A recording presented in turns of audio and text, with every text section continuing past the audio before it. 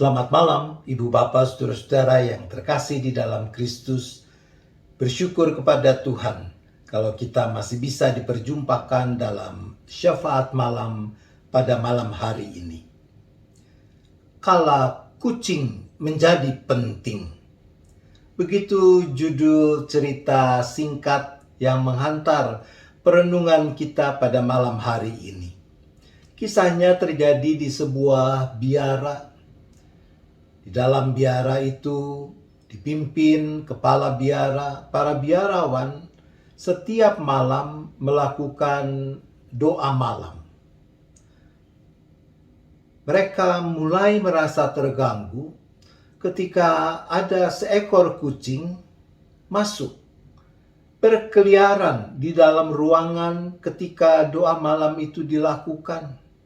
Dan sesekali kucing itu mengeong. Sudah berkali-kali dikeluarkan, tapi tetap saja setiap malam kucing itu masuk lagi dan melakukan aktivitasnya, berkeliaran ke sana kemari di dalam ruangan sambil mengeong. Akhirnya sang kepala biara menyuruh agar kucing itu setiap akan dimulai doa malam diikat di sebuah tiang yang ada di pojok ruang itu dan menyiapkan semangkuk susu supaya dia tidak mengeong-ngeong terus. Begitulah dilakukan dari hari ke hari. Ketika terjadi pergantian kepala biara karena yang lama meninggal dunia, kebiasaan itu juga terus dilakukan. Lalu terjadilah giliran kucing itu yang mati. Apa yang dilakukan oleh para rahib? Oh, mereka mencari kucing lain untuk menggantikan kucing yang sudah mati itu. Dan kembali setiap akan mulai doa malam, kucing itu diikat di tiang dan disediakan semangkuk susu. Ibu bapak saudara yang terkasih di dalam Kristus, itu adalah urusan kebiasaan. Kebiasaan menurut kamus artinya adalah pola untuk melakukan tanggapan terhadap situasi tertentu yang dipelajari oleh seorang individu dan dilakukan berulang kali untuk hal yang sama. Kebiasaan tentu menyangkut banyak aspek kehidupan.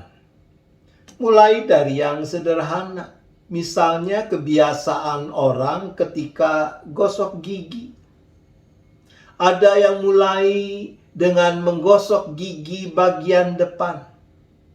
Ada yang mulai dengan menggosok gigi bagian samping kanan rongga mulut dan yang seterusnya. Sampai kebiasaan untuk hal-hal yang lebih serius. Termasuk urusan ritual keagamaan. Misalnya ada sebagian orang merasa kurang afdol kalau dalam kebaktian malam Natal atau bahkan kebaktian Natal tidak dinyanyikan lagu Malam Kudus. Dan bisa ngomel-ngomel karena hal itu. Masalah dengan urusan kebiasaan bahwa sebagian orang akhirnya melakukan apa yang menjadi kebiasaan itu tanpa menyadari dan menghayati lagi makna dari kebiasaan itu. Kalau kondisi seperti itu terjadi, maka akhirnya orang melakukan sesuatu tanpa makna. Dan bukankah itu berarti sia-sia? Sepatutnya lah kita menyadari, menghayati makna dari kebiasaan-kebiasaan yang kita lakukan. Tentu ada yang tidak berurusan dengan soal iman. Misalnya, gosok gigi mulai dari mana dulu. Dari manapun Anda memulai, silakan. Tidak ada urusan dosa. Tapi ketika yang dipersoalkan, aku seharusnya gosok gigi atau tidak? Nah, di sini urusannya mulai berkaitan dengan praksis iman. Kalau aku menghargai tubuhku ini adalah anugerah Tuhan, maka aku bertanggung jawab untuk merawatnya sebaik-baiknya, termasuk urusan menggosok gigi. Tentang aneka kebiasaan yang kita praktikan dalam kebaktian-kebaktian, kita juga perlu menyadari dan menghayati makna dari kebiasaan tertentu yang kita lakukan itu. Mengapa itu dilakukan? Maknanya apa? Lalu kita juga harus bertanya, apakah kebiasaan tertentu itu berguna dan membangun, baik untuk diriku maupun untuk sesamaku? Melalui Rasul Paulus, firman Tuhan berkata, segala sesuatu diperbolehkan, benar, tapi bukan segala sesuatu berguna. Segala sesuatu diperbolehkan, benar, tetapi bukan segala sesuatu membangun. Itu dicatat di dalam 1 Korintus 10 ayat 23. Dan akhirnya kita juga harus memeriksa apakah dengan mempraktikkan kebiasaan tertentu itu kita memuliakan Allah atau tidak. 1 Korintus 10 ayat 31 mencatat, jika engkau makan, atau jika engkau minum, atau jika engkau melakukan sesuatu yang lain, lakukanlah semuanya itu untuk kemuliaan Allah. Mari kita bangun dan rawat kebiasaan-kebiasaan yang berkenan kepada Tuhan. Amin. Kita berdoa. Bapa di sorga, kami mohon pengampunan-Mu. Kalau di sana sini kami masih suka melakukan sesuatu sekedar karena kebiasaan, tapi tanpa makna. Tuhan, kasihanilah kami.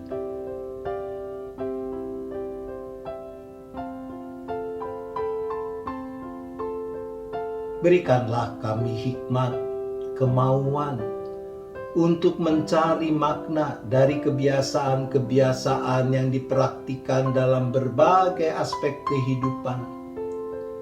Mengubahnya atau bahkan meninggalkannya manakala didapati bahwa kebiasaan itu tidak berguna, tidak membangun, dan tidak memuliakan Allah. Tuhan, tolonglah kami.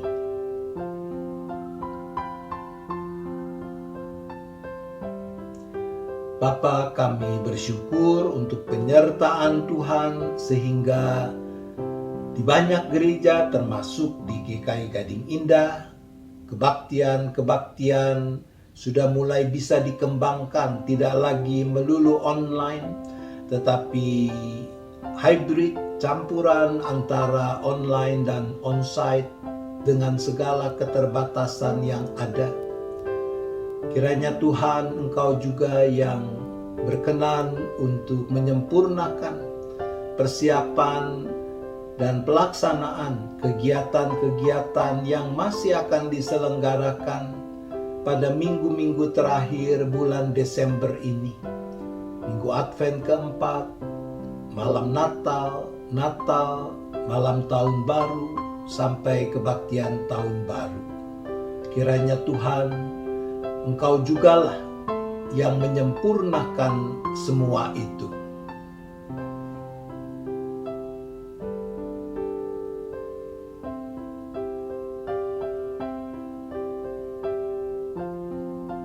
Bapa, kami juga kembali menyerahkan keberadaan setiap kami, anggota dan simpatisan beserta keluarga masing-masing, dengan rupa-rupa pergumulan yang dihadapi, entah itu sakit penyakit, entah itu masalah finansial, sumber penghidupan, pekerjaan, usaha, entah masalah ketidakharmonisan dalam relasi,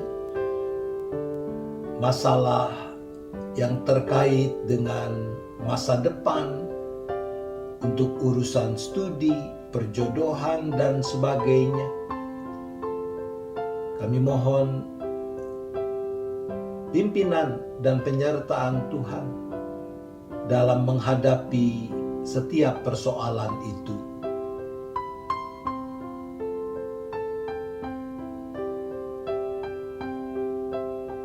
Bapa, kami juga tetap berdoa bagi upaya-upaya yang dilakukan dalam menyikapi pandemi dengan berbagai dampaknya yang masih terus terjadi sampai sekarang.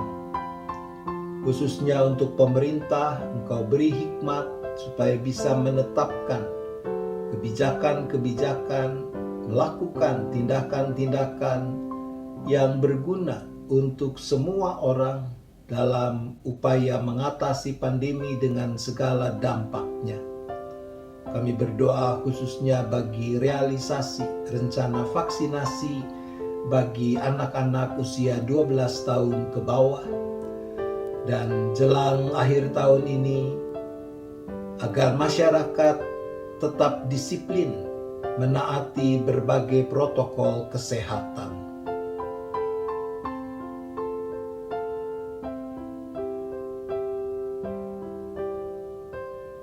Kami juga berdoa ya Bapa, bagi mereka yang terdampak oleh berbagai bencana alam yang terjadi di beberapa daerah, baik itu gunung meletus, banjir, gempa bumi, dan sebagainya.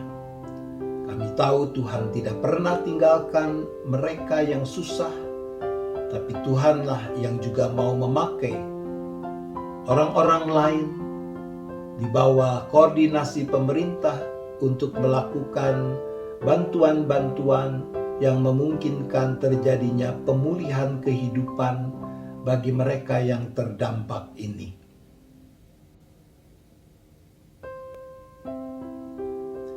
Kami akan kembali beristirahat malam hari ini, maka juga kami menyerahkan seluruh keberadaan kami ke dalam tangan pengasihan-Mu. Tuhanlah yang memelihara kami, Tuhan yang menjauhkan kami dari mara bahaya, dari segala malapetaka. Terima kasih ya Bapa, kami bersyafaat hanya di dalam nama Tuhan Yesus Kristus. Amin. Selamat malam Ibu Bapak Saudara-saudara, selamat istirahat. Tuhan tetap beserta kita.